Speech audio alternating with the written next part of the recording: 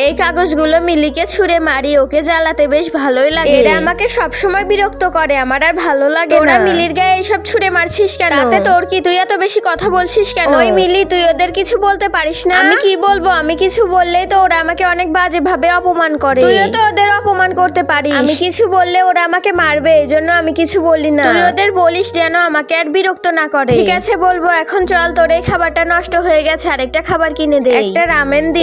আফরিন সবসময় ওকে বাঁচিয়ে নেয়। আফরিন, তুই প্লিজ বাসায় যাস না। তুই কে যে আমি তোর কথায় বাসায় যাব না? তুই বাসায় চলে গেলে এরা আমাকে অনেক বিরক্ত করবে আর মারবে। তুই যাস না প্লিজ। কেন? ওরা বিরক্ত করলে তুই বিরক্ত করতে পারবি না কেন? তুই ওদের বিরক্ত করবি? আরে আমার এই ফাউন্ডেশনটা কে ভেঙেছে? যেখানে সেখানে রাখলে তো ভেঙেই যাবে। টেবিলের একেবারে কর্নারে রাখলে তো ফাউন্ডেশন ভেঙেই যাবে। ওর যেখানে ইচ্ছে সেখানে রাখবে, তোর কি এত মায়া? ওকে একটা ফাউন্ডেশন কিনে দে যা। মিলি চল, তোকে আমি ফাউন্ডেশন কিনে দিচ্ছি, মন খারাপ করিস না। বন্ধুরা, তোমরা যদি তোমার মাকে ভালোবেসে থাকো আর এই ছবিটিকে সুন্দর মনে করে থাকো, তাহলে ভিডিওতে একটি লাইক করে চ্যানেলটি সাবস্ক্রাইব করে দাও।